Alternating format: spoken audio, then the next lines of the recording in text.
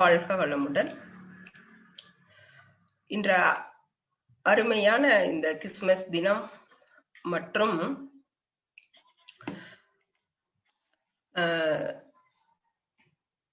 இந்த அதாவது ஏகாதேசி, அதாவது சொர்க்க வாசல் திறக்கிற தினம் ஆகிய இந்த புனிதமான நல்ல தினத்திலே உங்கள் அனைவருடனும் ஆன்மீக சிந்தனை செய்வதற்கும் இந்த ஆன்மீக வாழ்வில் உயர்வு பெறுவதற்காக இணைந்துள்ள அனைத்து அன்பர்களையும் வரவேற்று இந்த உரையை தொடங்க இருக்கிறேன்.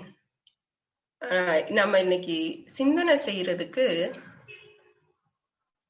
எடுத்திருக்க தலைப்பு பழக்கமும் விளக்கமும்.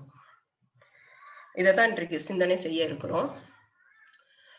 சாதாரணமா பழக்கம் அப்படின்னு சொன்னா நம்ம என்ன சொல்லுவோம்னா, ஏதாச்சும் ஒரு சில விஷயங்களை திரும்ப திரும்ப செய்யும் போது அது எனக்கு பழகிடுச்சு, இது எனக்கு நல்லா பழக்கம் இருக்கு, நான் செய்வேன் அப்படின்னு நம்ம சொல்லுவோம். இதுதான் பழக்கம்னு நம்ம மனவளக்கலைக்கு வர்றதுக்கு முன்னாடி தெரிஞ்சுக்கிட்ட ஒண்ணு.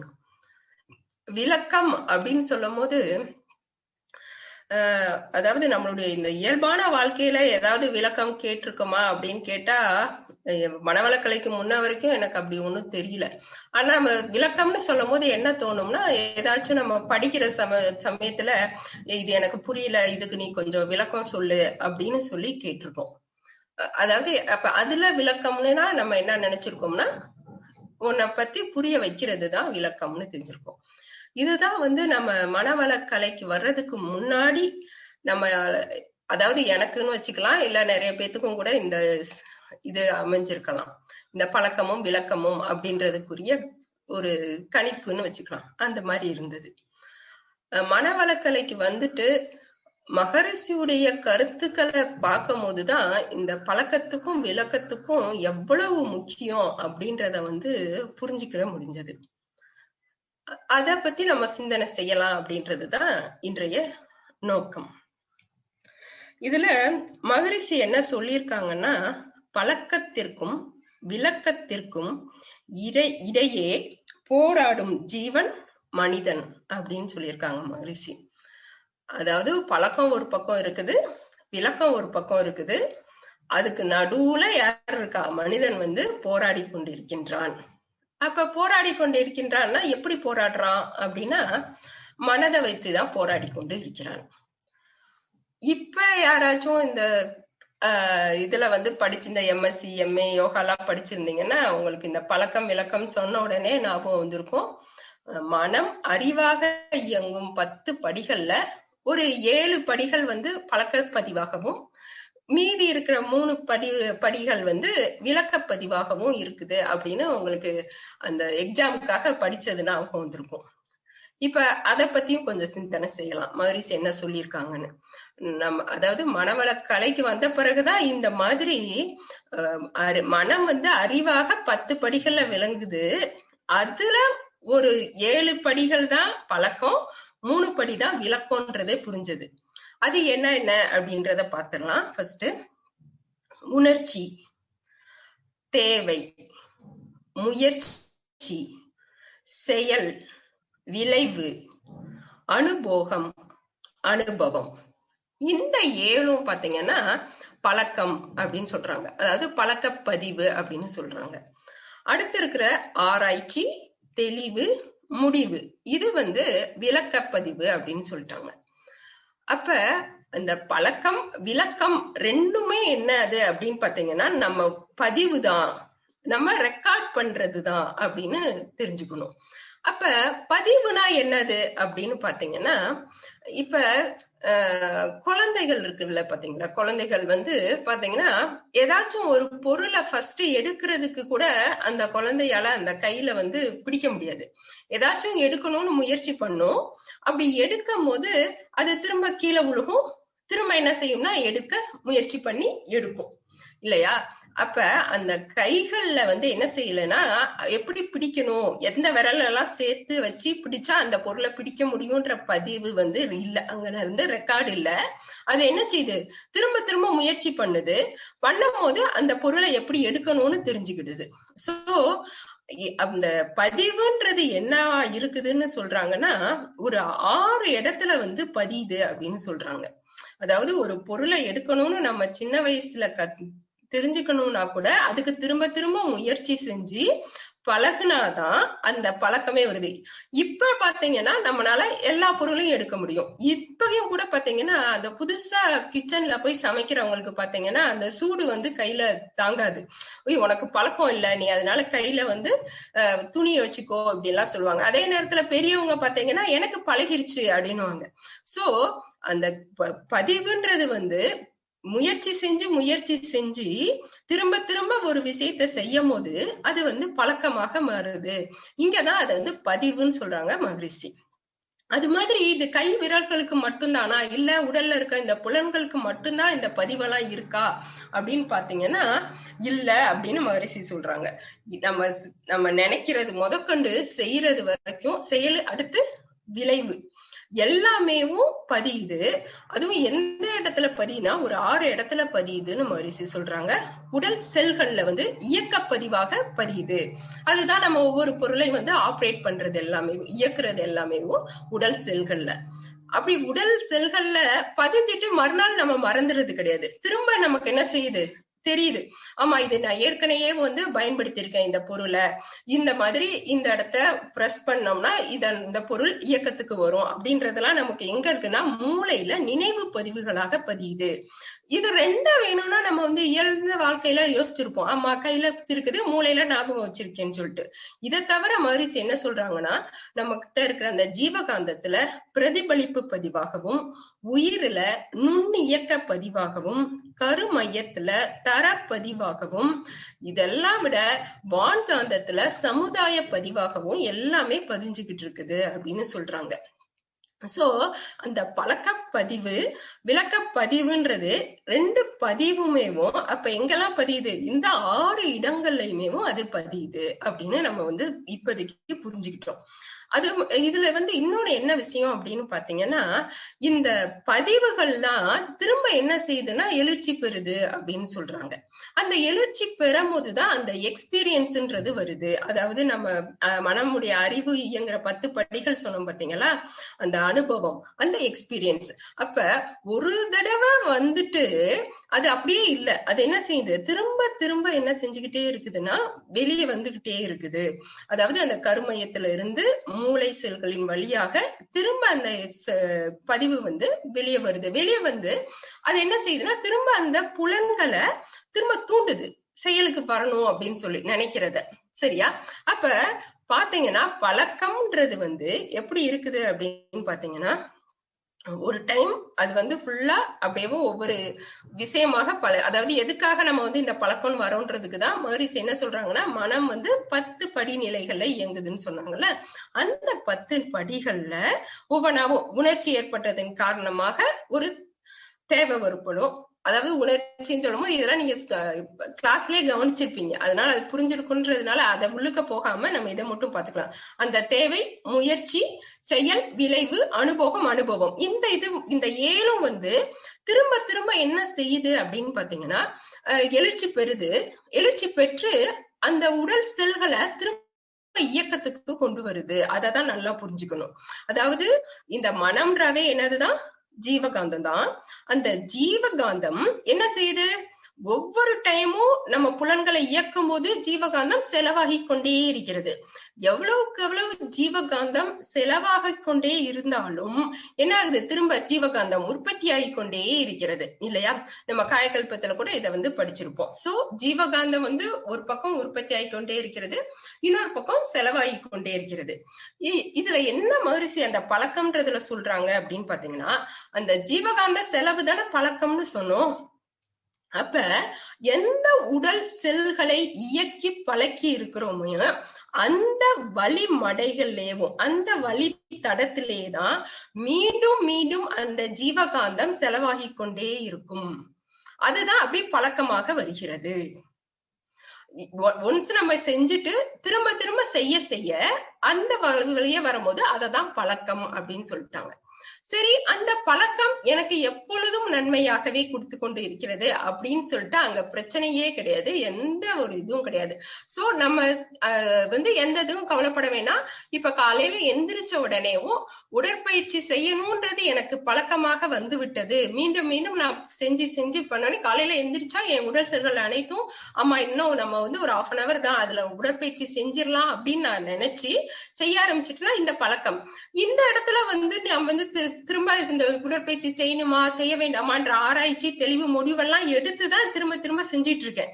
திரும்ப ஒரு டைம் நான் ஆராய்ச்சி தெளிவு முடிவு எடுக்கணும், அந்த முடிவு எடுத்தாச்சு. சோ பழக்கம் நல்ல பழக்கம் வந்து கொண்டே இருக்கிறது. இங்க விளக்கம்ன்றது நமக்கு கிடைச்சிருச்சு. அந்த பழக்கத்தை அப்படியே நம்ம என்ன செஞ்சுக்கிட்டே இருக்கலாம், கண்டினியூ பண்ணிக்கிட்டே இருக்கலாம். ஏதாச்சும் ஒரு இடத்துல நம்ம செய்யற பழக்கங்கள், அதாவது திரும்ப திரும்ப செய்கிற சில செயல்கள் நமக்கோ அல்லது நம்மை சுற்றி இருக்கிறவங்களுக்கோ இல்ல எதிர்காலத்திலேயோ துன்பத்தை கொடுக்கக்கூடிய செயலாக இருந்தால், அதாவது துன்பத்தை கொடுக்கக்கூடிய பழக்கமாக இருந்தால் அங்க நம்ம கட்டாயம் மீண்டும் மீண்டும் ஆராய்ச்சி தெளிவு முடிவு என்ற விளக்கத்தை பெற வேண்டும். அததான் மகரிஷி சொல்றாங்க. அப்ப நம்ம அந்த என்ன சொல்றோம்னா பழக்கமும் விளக்கமும் என்னவா இருக்கணும், ஒன்னா இருந்துச்சுன்னா நம்மளுடைய வாழ்க்கை எப்படி இருக்கும், சிறப்பாக இருக்கும். இன்னும் சொல்லணும்னா அமைதியாக இருக்கும். இதை நோக்கிதான் நம்மளுடைய ஆன்மீக வாழ்க்கை அமைந்திருக்கிறது. ஆன்மீகத்துல நீங்க வெற்றி அடைஞ்சிட்டீங்கன்னா உங்களுடைய பழக்கமும் விளக்கமும் ஒரே லைன்ல இருக்கும். இதற்கான முயற்சியை தான் மகரிஷி நமக்கு கொடுத்திருக்காங்க. அப்ப நம்ம தான் டிசைட் பண்ணணும், நம்ம செஞ்சுக்கிட்டு இருக்கிற பழக்கங்கள்லாம் நல்லதுதானா, அதுக்கு யாராச்சும் ஏதாச்சும் விளக்கம் கொடுத்திருக்காங்களா, அந்த விளக்கம் நான் கடைபிடிக்கிறேனா அப்படின்னு ஒவ்வொருத்தவங்களும் ஆராய்ச்சி பண்ணணும். அப்படி ஆராய்ச்சி பண்றதுதான் என்ன கொடுத்திருக்காங்க, நமக்கு அகத்தாய்வுகளாக கொடுத்திருக்காங்க. இதுல இன்னும் ரொம்ப கவனிக்க வேண்டிய விஷயம் என்ன அப்படின்னு பாத்தீங்கன்னா, எடுத்த எடுப்புல நீங்க தவம் பண்ணாம அகத்தாய்வு செஞ்சு முடிஞ்சு அந்த விளக்க வழிக்கு வர முடியுமா அப்படின்னு கேட்டீங்கன்னா முடியாது. அதுக்குதான் ஃபவுண்டேஷன் கோர்ஸ்ன்ற இதுல ஃபர்ஸ்ட் நமக்கு ஆகினை தவம், துரிய தவம், சாந்தி தவம் இத மூணையும் கொடுத்துட்டுதான் மகரிஷி அடுத்த அகத்தாய்வுன்றதவே எடுத்துட்டு போறாங்க. அப்ப ஏதோ ஒரு நுணுக்கம் இருக்கிறதுனாலதான் மகரிஷி இந்த மாதிரி நமக்கு கொடுத்திருக்காங்க அப்படின்னு தெரியுது. ஏன் அப்படின்னு பாத்தீங்கன்னா, இப்ப இங்க மன்றத்துக்கு நம்ம வரோம், இல்ல இந்த மாதிரி இப்ப வேற வழி இல்லாதனால இணையதளத்துல எவ்வளவோ ஸ்பீச் ஆன்மீக உரைகள்லாம் கேட்கிறோம். கேட்கும் போது ரொம்ப இனிமையாக இருக்குது. இவ்வளவுதானா, இதை நம்ம முயற்சி பண்ணலாம் செய்யலாம் அப்படின்னு தோணுது. உதாரணத்துக்கு சொல்லலாம், ஏர்லி மார்னிங் சூரிய உதயத்திற்கு முன்பு தவம் இயற்றுவதும் உடற்பயிற்சி செய்வதும் காயக்கல்பம் செய்வதும் மிகவும் நல்லது அப்படின்னு சொல்லிட்டு ஒரு பேராசிரியர் பேசிடுறாங்க. நம்மளும் அந்த பேசும்போது கேட்டுறோம். நாளைக்கு காலையில நம்ம ஒரு 5 o'clock எந்திரிக்கிறோம், 1/2 மணி நேரம் தவம் பண்றோம், 1/2 மணி நேரம் உடற்பயிற்சி காயக்கல்பம் பண்றோம்னு நினைச்சிடுறோம். மறுநாள் காலையில 5 o'clock அலாரம் வச்சாச்சு, அலாரம் அடிக்குது. எந்திரிச்ச உடனேவும் பிகினர்ஸ் எவ்வளவு பேரால நம்மளால முடியுது.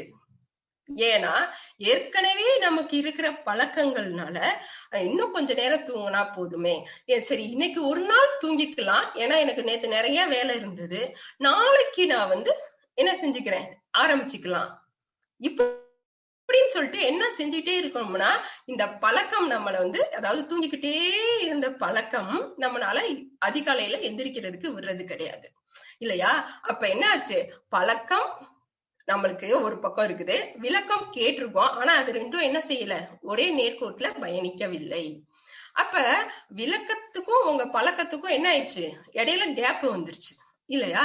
அப்ப எதை கொண்டு நம்ம விளக்கம் கிடைச்சத பழக்கமாக மாத்த முடியும் அப்படின்ற போதுதான் மகரிஷி இந்த தவத்தை கொடுத்திருக்காங்க. இதுல என்னன்னு பாத்தீங்கன்னா, ஆகினை தவம், துரிய தவம் 2 தவம் கொடுத்திருக்காங்க. இப்ப இத ஏன் நம்ம தெரிஞ்சுக்கணும் அப்படின்னு பாத்தீங்கன்னா, தவம் பண்ணும் போது மன அலைச்சூழல் நமக்கு என்ன செய்ய ஆரம்பிக்கும், குறைய ஆரம்பிக்கும். அதாவது மன அமைதி கிடைக்கும் அப்படின்னு சொல்லியிருக்காங்க.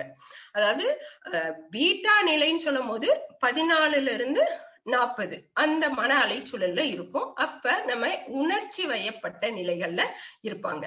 அடுத்து 8 to 13 அதுதான் என்னன்னா ஆல்பா அப்படின்னு சொல்றோம் இல்லையா? அந்த 8 to 13க்கு வரதுக்குரிய தவம் என்னது? ஆகினையும் துரியம் தான். அப்ப நம்ம இந்த ஆகினை துரிய தவத்தை நீங்க செய்ய செய்ய என்ன ஆகும்னு சொல்றாங்க மகரிஷினா, நீங்க பெற்ற விளக்கத்தை பழக்கமாக மாத்துறதுக்கு உதவி பண்ணுது அப்படின்னு சொல்றாங்க. இப்ப நம்ம போன டைமே கொஞ்ச நேரத்துக்கு முன்னாடி பார்த்தோம், நம்மளுடைய உடல் செல்கள் மூளை செல்கள் வழியாக இயங்குது, அதுக்கும் ஜீவகந்தம் வேண்டும். கருமையத்துல இருந்து மூளை செல்கள் வழியாக திரும்ப புலன்களுக்கு இயங்குது, அப்பயும் ஜீவகாந்தம் வருது. அப்ப நடுவுல இருக்கிறது அந்த மூளை செல்கள் இருக்கு பாத்தீங்களா? அங்க மூளை செல்கள்ல தான் நம்மளுக்கு இந்த பிட்யூட்டரி கிளாண்டு, பீனியல் கிளாண்டுன்னு சொல்லிட்டு அந்த 2 கிளாண்டும் இருக்கு. அதாவது ஆகினை துரியம் நம்ம தவத்துல பண்ணும் போது இந்த 2 கிளாண்டும் உங்களுக்கு என்ன செய்யுது அப்படின்னு பார்க்கும்போது, ஆகினை தவம் செய்யும் போது அது என்ன செய்யுதுன்னு பாத்தீங்கன்னா, நம்மளுடைய உடலுக்கான ஒரு மாஸ்டர் கிளாண்டுவா இருக்குது. பீனியல் பாத்தீங்கன்னா மனதுக்கான கிளாண்டா இருக்குது. இப்ப நம்ம யோசித்து பாருங்க, காலையில எந்திரிக்கணும் அப்படின்னு நினைச்சது மனம், இல்ல தூங்கணும்னு சொன்னது எது? உடல் இல்லையா? அப்ப இந்த உடலும் மனமும் ஒரே இதா வந்துருச்சுன்னா அந்த பழக்கமும் விளக்கமும் ஒரே லைனுக்கு வந்துரும் இல்லையா? உடலும் ஒத்துழைச்சதுன்னு வச்சுக்கோங்க, எந்திரிக்கணும்னு நினைச்சிட்டோன்னே நம்ம எந்திரிச்சிடறோம். எந்திரிக்கணும்னு மனதும் நினைக்குதுன்னும் போது அப்ப விளக்கத்துக்கு வந்துடுறோம். அப்ப இந்த 2 தவமும் நீங்க சிறப்பாக செய்யும் பொழுது உங்களுக்கு அந்த விளக்கத்தை கடைபிடிக்கிறதுக்குரிய ஒரு என்ன சொல்லலாம்னா, அதாவது கடைபிடிக்கிறதுக்குரிய வைராக்கியம் அது கிடைக்கும் அப்படின்றாங்க. இத இன்னும் கொஞ்சம் மகரிஷி நுணுகி சொல்றதுல என்ன சொல்றாங்கன்னு பாத்தீங்கன்னா, இந்த ஆகினை தவத்துக்கு ஒன்றி நின்று அறிவை பழக்க உறுதி நுட்பம் சக்தி இவை அதிகமாகும் அப்படின்னு சொல்லி ஒரு பாடல்ல சொல்றாங்க மகரிஷி. இங்கேயும் யோசித்து பாருங்க, ஆகினையில தான் அந்த ஒன்றின்னும் போது இந்த புருவ மையத்துல ஒன்றி நின்று அறிவை பழக்க பாத்துக்கோங்க. இங்கேயும் அந்த பழக்கம்ன்ற வருதா? அறிவை நீங்க பழக்குனீங்கன்னா உங்களுக்கு உறுதி நுட்பம் சக்தி இவை அதிகமாகும். சரி, நான் காலையில எந்திரிக்கணும் அப்படின்ற அந்த உறுதியும் கிடைக்க ஆரம்பிக்கும் அப்படின்னு சொல்றாங்க. அது மட்டும் இல்லாம அந்த நுட்பம், சரி நான் காலையில நான் ஒரு 5 o'clock எந்திரிக்கணும்னா கட்டாயம் நான் ஒரு 9:30 இல்ல 10க்குனாலும் இல்ல 10:30க்குனாலும் தூங்கிடணும். இங்கதான் அந்த நுட்பம், என்ன செஞ்சா இதை நான் செய்ய முடியும் அப்படின்ற அந்த நிலை அது கிடைக்கும் அப்படின்றாங்க. அடுத்து இன்னொன்னு பாத்தீங்கன்னா, துரியத்துக்கு ஒரு பாடல் மகரிஷி சொல்றாங்க, உச்சியிலே நீ சென்றால் உடனே காணும் ஓர் அதிசயமாம் வளமாம் சுற்று ஆகும். அச்சமயம் அறிவிற்கோர் வியப்பு காணும். அவ்விடத்தே நிலைத்திருக்க பழகிவிட்டால் இச்சையெல்லாம் பிறக்கும் இடம் கண்டுகொள்வாய். எது வேண்டும் வேண்டாம் இரண்டும் கண்டு நச்சு விலை இச்சையெல்லாம் அழித்துவிட்டு நலமீயும் எண்ணமே மீதி கொள்வாய். இதுதான் துரியத்துக்கு மகரிஷி கொடுத்த பாடல். இங்கேயும் பாத்தீங்கன்னா அந்த துரியத்துல நீ நிலைத்திருக்க பழகிட்டேனாவேவும் எது உனக்கு நல்லது எது உனக்கு கெட்டதுன்றத தெரிஞ்சு தீயதை ஒதுக்கிட்டு நல்லதை மட்டும் செய்ய முடியும் அப்படின்றாங்க இல்லையா? உங்களுக்கு ஆகினையில உறுதி நுட்பம் கிடைச்சது. இங்க பாத்தீங்கன்னா நீங்களே என்ன செஞ்சிடலாம், இதுதான் நல்ல விஷயம், இதை என்னால நான் கட்டாயம் கடைபிடிப்பேன் அப்படின்ற நிலையில நீங்க என்ன செய்ய ஆரம்பிக்கலாம்னா ஃபாலோ பண்ண முடியும் அப்படின்னு சொல்றாங்க மகரிஷி. அப்ப நீங்க ஆகினை துரிய தவம் சிறப்பாக இயற்றினாலேயும் உங்களுடைய பழக்கத்தையும் விளக்கத்தையும் ஒரே லைன்ல கொண்டு வந்துடலாம். அப்புறம் ஆன்மீக உயர்வு தானாக வர ஆரம்பிக்கிறது. அதான் நம்ம இன்னும் சொல்லுவோம் பாத்தீங்களா, துரியத்துல இருந்து நீ சங்கல்பம் செய்து கொள் அப்படின்னு சொல்லுவோம். அதாவது நீ துரியத்துல இருக்கிற சங்கல்பம் உனக்கு என்ன செய்யுது, ஒரு நல்ல ஒரு உந்து வேகத்தை கொடுக்கும் அப்படின்னு சொல்றாங்க. இத இன்னும் நல்லா நம்ம புரிஞ்சுக்கணும்னு சொல்லும் போது அடுத்தும் மகரிஷி வந்து இத இந்த இடத்துல மட்டும் விடல. அடுத்து என்ன சொல்லியிருக்காங்க பாத்தீங்கன்னா, அந்த எண்ணம் ஆராய்தல்ல கூட சொல்லுவாங்க, பழக்கத்தின் காரணமாக ஏற்படக்கூடிய எண்ணங்கள் அப்படின்னு சொல்லிட்டு. சரியா? அந்த அந்த இடத்துலயும் மகரிஷி என்ன சொல்றாங்கன்னா, நீ வந்து அந்த ஒரு எண்ணம் சொல்லிட்டனா, எண்ணம், சொல், செயல், அடுத்தது விளைவு இல்லையா? அந்த எண்ணம் தான் என்ன செய்யுது, சொல்லாக வருகிறது. அந்த சொல்லுதான் செயலாக மாறுகிறது. அதாவது என்ன செய்யுது, நம்ம சொன்ன உடனேவும் உடல் செல்கள் எல்லாம் என்ன செய்ய ஆரம்பிக்குதான், உடனே அது வந்து நம்ம இயக்கத்துக்கு கொண்டு வரணும் அப்படின்னு சொல்லிட்டு துடிக்க ஆரம்பிச்சிடுமா. இன்னும் என்ன சொல்றாங்கன்னா, நம்ம நினைச்ச எண்ணம் சப்போஸ் நம்மளால செய்ய முடியாட்டினா கூட யாருக்கு செய்யறதுக்கு வாய்ப்பு வசதி இருக்கோ அவங்க மூலமாகனாலும் செயலுக்கு வந்துரும் அப்படின்னு சொல்றாங்க. அந்த அளவுக்கு எண்ணத்துக்கு வலிமை இருக்கிறது இல்லையா? அப்ப ஒரு நல்ல பழக்கமான ஒரு எண்ணம் இருந்ததுன்னா கட்டாயம் அது என்னதான் கொடுக்கும், நல்ல விளைவுகளை தான் கொடுக்க ஆரம்பிக்கும். இந்த நிலையில அந்த எண்ணம் மாறாததுல பழக்கத்தை பத்தி மகரிஷி சொல்லிட்டே இருக்காங்க. அந்த நிலையில நீங்க வந்து பழக்கத்தை நீங்க ஆராய்ச்சி பண்ணணும்னா எண்ணம் ஆராய்தல் பயிற்சியில அது செஞ்சீங்கன்னா உங்களுடைய ஏதாச்சும் பழக்கங்கள் என்ன விளைவு தருதுன்றத பார்த்து அந்த பயிற்சியை செஞ்சு விளக்கத்தின் வழியாக மாற்றிக்கொள்ளலாம். இங்கேயும் நீங்க நல்லா நான் வச்சுக்கணும், மகரிஷி அகத்தாய்வு செய்யும் போது துரியதவம் இயற்றி நீங்க அகத்தாய்வு செய்யுங்கன்னு சொல்றது இந்த விளக்கத்தின் காரணமாக தான். அடுத்து பாத்தீங்கன்னா வேற எங்க அப்படி சொல்றாங்க அப்படின்னு சொல்லும் போது, நித்தம் நித்தம் தவம் இருக்க பழகும் போது நீ காண நேரிடும் பல வித்தை உன்னுள் அப்படின்றாரு மகரிஷி. அதாவது நீ டெய்லி நீ மகரிஷி வந்து இந்த ஆசிரியர்களுக்கு எல்லாம் கூட சொல்லுவாங்க, காலையில ஒரு 1/2 hour, ஈவினிங் ஒரு 1/2 hour ஆசிரியர்கள் வந்து கட்டாயம் தவம் இயற்றணும் அப்படின்னு சொல்லுவாங்க. அப்ப தவம் இயற்றும் போது கட்டாயம் உனக்குள்ள என்ன காணலாம், பல விந்தைகள் மாற்றங்கள் ஏற்படும்.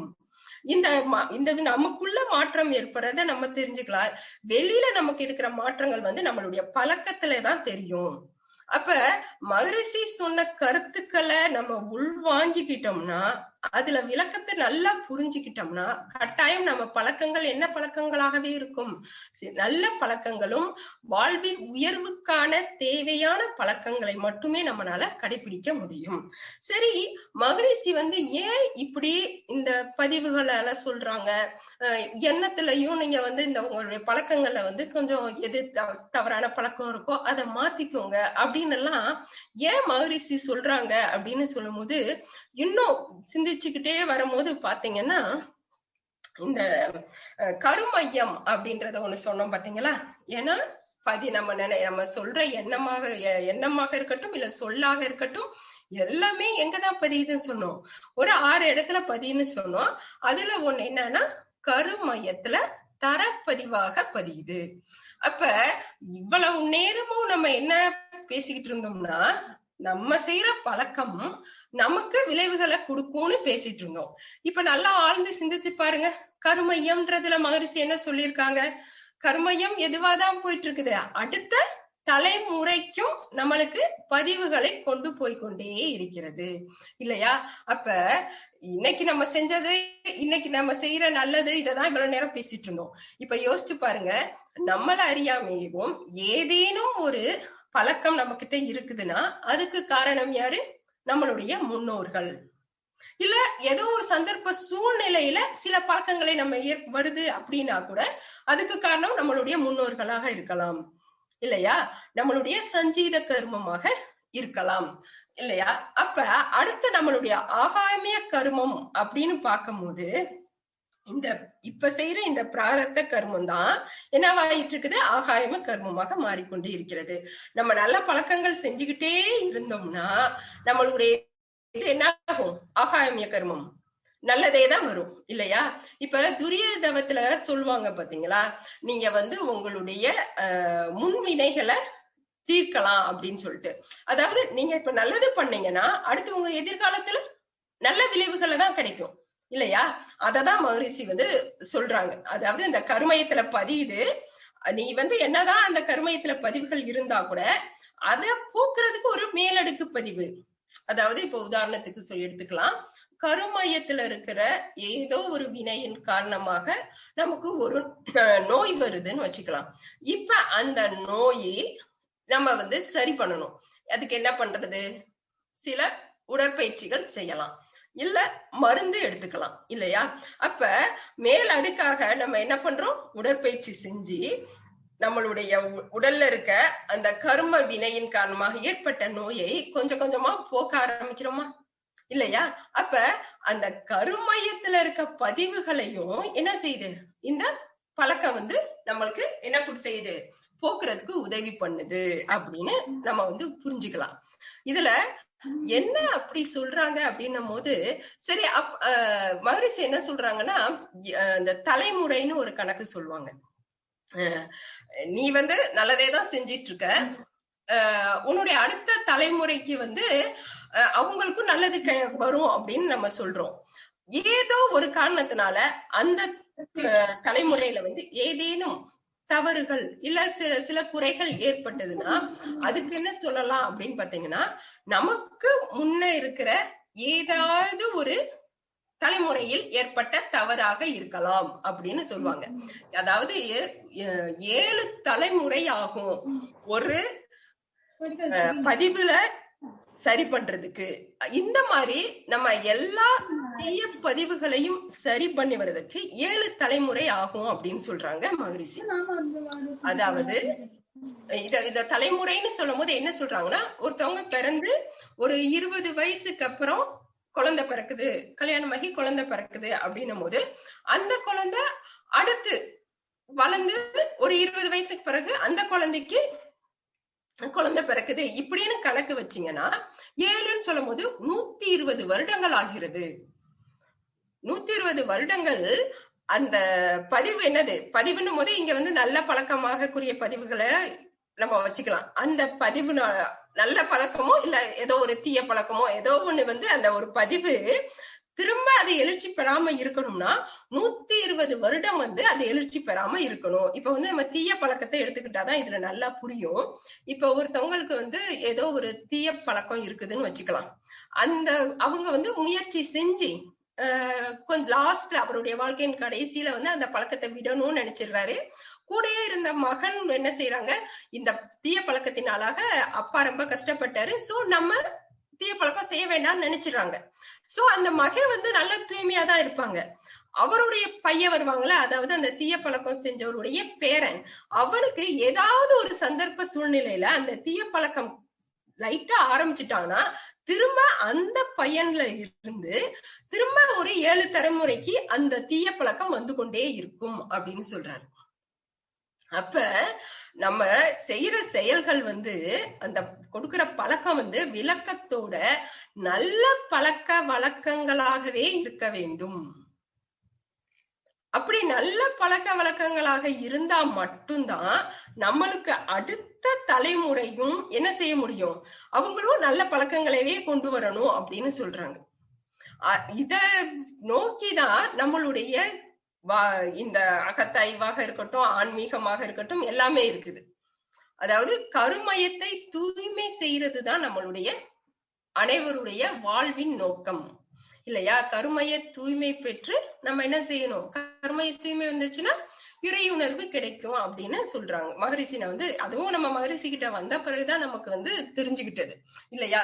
ஏன் நம்ம தவம் செய்யறோம், ஏன் உடற்பயிற்சி செய்யணும், ஏன் காயகல்ப பயிற்சி செய்யணும், ஏன் தற்சோதனை செய்து கொள்ளணும், அருகுண சீரமைப்பு ஏற்படுத்தி கொள்ளணும், எல்லாத்துக்குமே லாஸ்ட்ல என்ன சொல்றாரு மகரிஷின்னு கடைசியில பாத்தீங்கன்னா இறை உணர்வு பெறுவதற்காக. அப்ப இறை உணர்வும் அறநெறியும் தான் நம்மளுடைய வாழ்க்கை. இதுதான் நம்ம விளக்கமாக கொடுத்திருக்காங்க. இததான் பாத்தீங்கன்னா மனித இனம் தோன்றதுல இருந்து உருவாகின அனைத்து மகான்களும் சொல்றாங்க அப்படின்னு சொல்றாங்க இல்லையா? அப்ப இறையுணர்வும் அறநெறியும்னா என்னது? அன்பும் கருணையும் இல்லையா? இந்த அன்பும் கருணையும் தான் ஒவ்வொரு மனிதனுடைய வாழ்க்கைக்கும் தேவையான ஒண்ணு இல்லையா? அதாவது பிறந்த ஒவ்வொரு மனிதனாக பிறந்த ஒவ்வொருவரும் என்னவா இருக்கணும்? மனிதனாக இருக்கணும். மனதை இதமாக வைத்துக் கொண்ட மனிதனாக இருக்கணும். அப்ப அப்படியே மனதை இதமாக என்ன இருக்கணும்? அவனுக்கு கோபம் வரக்கூடாது, கவலை வரக்கூடாது, பேராசை வரக்கூடாது, தீய எண்ணம் வரக்கூடாது. அதாவது இன்னும் சிம்பிளா சொல்லணும்னா 6 தீய குணங்கள் இல்லையா? அதெல்லாம் இல்லாம இருக்கணும். அப்ப 6 தீய குணங்களும் வந்திருக்குதுன்னா அது எதனா காரணமாகனா நம்மளுடைய அந்த ஓரறிவு கூட கிடையாது, ஈரறிவுல இருந்து மனிதன் வரை வரும்பொழுது என்ன ஆச்சு, அந்த குணங்கள் எல்லாமே பழக்கத்தின் காரணமாக யார் வரைக்கும் வந்துருச்சு, மனிதன் வரைக்கும் வந்துருச்சு. அப்ப இப்ப மனிதன் ஆன பிறகு மகான்கள் விளக்கம் கொடுக்கறாங்க. இல்ல, நீ மனித இனமாக மாறிட்ட, விலங்கினமாக இல்ல. விலங்கின குணங்கள் அந்த பறித்துண்ணல், கொலை இதெல்லாம் உனக்கு வேண்டாம். நீ இப்ப மனித இனம், உனக்கு அன்பும் கருணையும் தான் வேணும், மத்தவங்களை மன்னிக்கணும். ஏன்னா அந்த விளக்கம் எல்லாம் உனக்கு கிடைக்கணும்னா நீ உனக்கு மூலமான இறைநிலையை உணர வேண்டும். அந்த இறைநிலையை உணர வேண்டும் அப்படின்னா நீ தவம் செய்யணும். அதாவது மனதை அமைதியாக வைத்துக் கொள்ள வேண்டும், உன் மனதுக்கு ஆற்றலை பெருக்கிக் கொள்ள வேண்டும். இதுதான் மகான்கள் சொல்றாங்க இல்லையா? மகரிஷி அதுக்காக தானே நமக்கு இந்த எல்லா பயிற்சிகளையும் கொடுத்திருக்காங்க. இதுதான் இந்த மாதிரி பயிற்சி கொடுத்திருக்கிறது, இந்த மகான்கள் சொன்னது, இதெல்லாம் தான் விளக்கம்.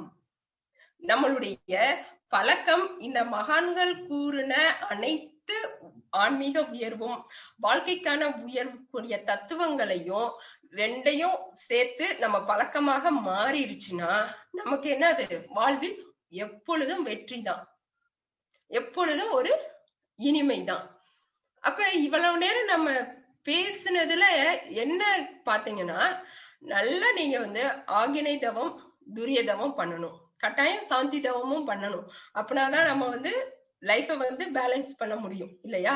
அதாவது எப்பயாச்சும் திடீர்னு உணர்ச்சி வயப்பட்டோம்னா கூட நம்மளுடைய மனதை அதாவது மன ஆற்றலையும் உடல் ஆற்றலையும் பேலன்ஸ் பண்ணிக்கிறதுக்கு என்னதான் சாந்தி தவம் நம்ம கட்டாயம் பண்ணிதான் ஆகணும். அதை தவிர ஆகினை துரியம் இரண்டும் நல்லா நீங்க தெளிவா பண்ண என்ன ஆகும் அப்படின்னு பாத்தீங்கன்னா, அதாவது பண்ணும் போது இங்க பழக்கம் தான் இல்லையா? அந்த பழக்கத்தை கொடுக்க அதுவும் எப்படின்னு சொல்றாங்கன்னு பாத்தீங்கன்னா, மகரிஷி இந்த இறைநிலையோட எண்ணத்தை கலக்க விட்டுன்னு ஒரு பாடல் இருக்கும். அந்த பாடல்ல என்ன சொல்லுவாங்கன்னா, இறைநிலையோடு எண்ணத்தை கலக்க விட்டு ஏற்படும் ஓர் அமைதியிலே விழிப்பாய் நிற்க, நிறைநிலையே தானாக உணர்வதாகும். நித்தம் நித்தம் உயிர் உடலில் இயங்கும் மட்டும், நித்தம் நித்தம் உயிர் உடலில் இயங்கும் மட்டும் உறைந்து உறைந்து இந்நிலையில் பழகிக்கொள்ள, உறைந்து உறைந்து இந்நிலையில் பழகிக்கொள்ள உலக இன்பங்களிலே அளவு கிட்டும், கரை நீங்கி அறிவு மெய்ப்பொருளாய் நிற்கும், கரைந்து போ தன்முனைப்பு காணும் தெய்வம் இல்லையா? அதாவது இந்த உடல்ல உயிர் இருக்கிற மட்டும் என்ன செய்யணுமா, திரும்ப திரும்ப பழகிக்கிட்டே இருக்கணுமா. ஏன் அப்படின்னு பாத்தீங்கன்னா, இது இன்னைக்கு கேட்டு நாளைக்கு நடக்கிற விஷயம் கிடையாது. இன்னும் எனக்கு உலகநாதன் ஐயா தான் எல்லா பயிற்சியும் சொல்லி கொடுத்தது. ஐயா சொல்வாரு, முயற்சி விடாமுயற்சி அப்படின்னு சொல்வாரு. அதாவது முயற்சி பண்ணோம், இன்னைக்கு நான் ட்ரை பண்ணிட்டேன் அப்படின்னு சொல்லிட்டு விட்டுறது கிடையாது, விடாமுயற்சி. அந்த அளவுக்கு நமக்கு என்ன செய்யணும், தொடர்ந்து திரும்ப திரும்ப விடாமுயற்சி இருக்கணும் அப்படின்னு சொல்வாரு. அடுத்து இந்த பழக்கமும் விளக்கமும்ன்ற போது விளைவறிந்த விழிப்பு நிலை அப்படின்னு சொல்லுவாங்க. அதையும் ஐயா சொல்வார், உலகநாதன் ஐயா. ஐயரா விழிப்பு நிலை, அந்த நிலையில நம்ம ஒவ்வொன்னையும் செய்யணும்.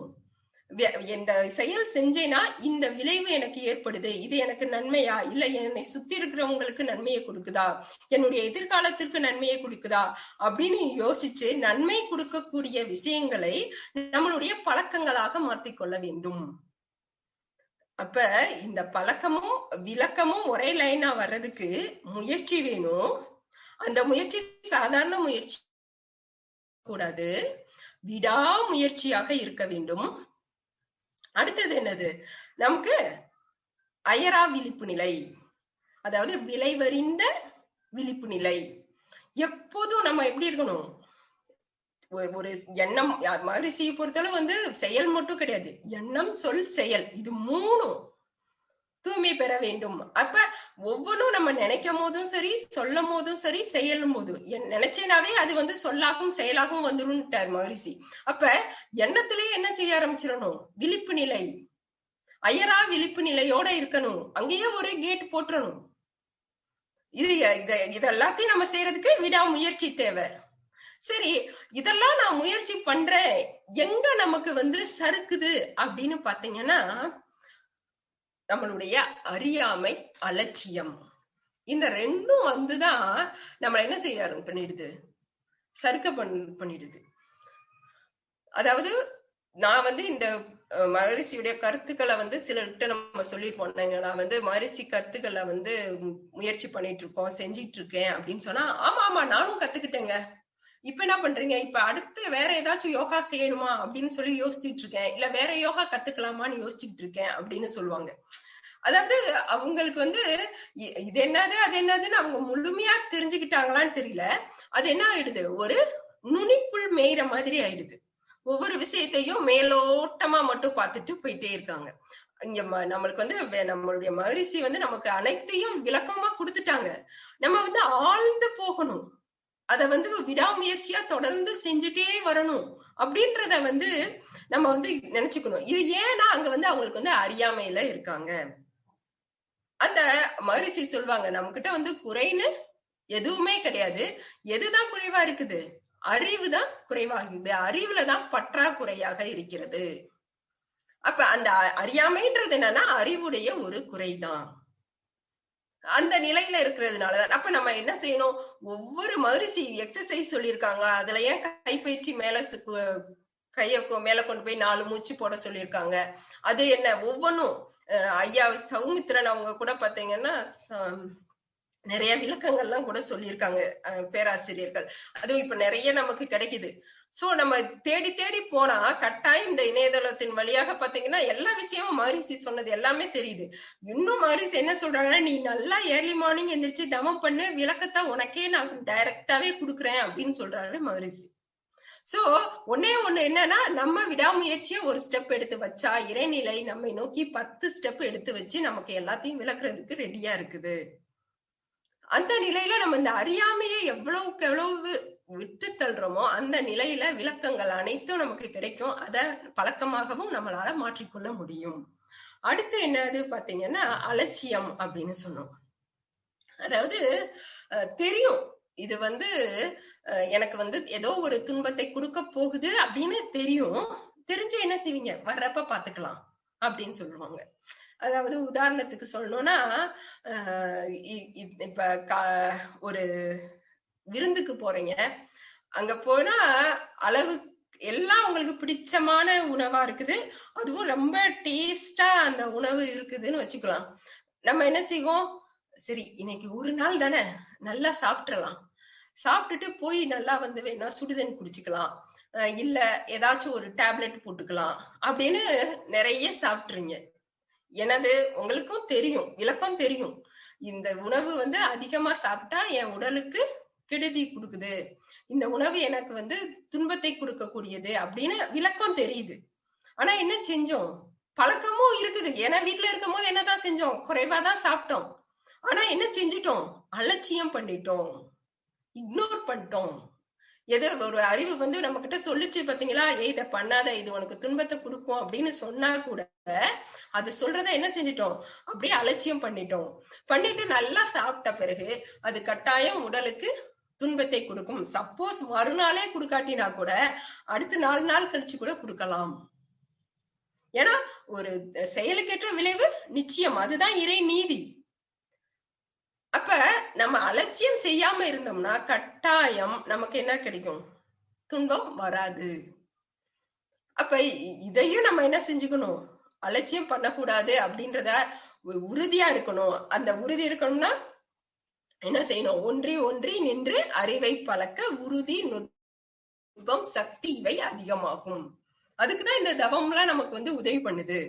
அப்ப மன அலைச்சூழல், இப்ப தவம்னா என்ன, வேற ஒண்ணும் கிடையாது, மன அலைச்சூழல வந்து கம்மி பண்றது. கம்மி பண்றதுன்னா ரொம்ப எல்லாம் கூட கம்மி பண்ண வேண்டாம், நீ 14க்கு போகாத, அட்லீஸ்ட் 12 13லனாலும் இரு அப்படின்றதுதான். இது வந்து நம்ம பயிற்சி செய்யறதுக்கு, தவம் பண்ணி பயிற்சி செய்யறதுக்கு ஒரு 1/2 hour கொடுத்திருக்காங்க. அதுக்கடுத்து அந்த பயிற்சிக்கான தேர்வு தளம், அதாவது அதுக்கு எங்க எக்ஸாமின் பண்றதுன்னு பாத்தீங்கன்னா நம்மளுடைய குடும்பம் தான். குடும்பத்துல எந்த மாதிரி சூழ்நிலை வந்தாலும் நம்ம உணர்ச்சி வயப்பட்டு 14க்கு மேல போகக்கூடாது. எப்படிதான் இருக்கணும், அமைதியா இருக்கிறதுக்கு தான் இந்த தவம் செஞ்சு 1/2 செய்யற பயிற்சிகள். இந்த நிலையில விளக்கத்தோடு நம்மளுடைய பழக்கத்தையும் மேற்கொண்டு வரும் பொழுது வாழ்வில் உயர்வு, வெற்றி, நிறைவு அனைத்தையும் பெற்று சிறப்பாக வாழ்வதற்கு மகரிஷி இந்த மனவளக்கலை யோகாவை வடிவமைச்சிருக்காங்க. அதை நம்ம அனைவரும் பின்பற்றி சிந்தனை செய்து நம்முடைய வாழ்க்கையில விளக்கம் பெற்று சிறப்பாக வாழ்வோம். இவ்வளவு நேரம் எனக்கு இந்த மகரிஷியுடைய கருத்துக்கள்ல நான் எல்லாம் லகிச்சு இருக்கிறதுக்கு எனக்கு ஏற்பாடு செய்து கொடுத்த சேஷாஸ்திரி ஐயா அவர்கள் இங்க சென்னையில இருந்து எனக்கு வாய்ப்பு அளித்த ஸ்கை மெடிடேஷன் அம்மா சென்டர் சிங்கப்பூர், அப்புறம் அங்க செந்தில் ஐயா இப்ப கோஸ்ட் பண்ணிக்கிட்டு இருக்க அம்மா, இவங்க எல்லாருக்கும் என்னுடைய நன்றியை தெரிவித்துக் கொள்கிறேன். இந்த உரையை கேட்பதற்காக இணையதளத்தின் வழியாக இணைந்து உள்ள அனைத்து மனவளக்கலை அன்பர்கள் அனைவருக்கும் என்னுடைய நன்றி. அனைவரும் வாழ்வில் உயர்வும் வெற்றியும் பெற்று மகிழ்ச்சியாக வாழ்வோம். வாழ்க வளமுடன்.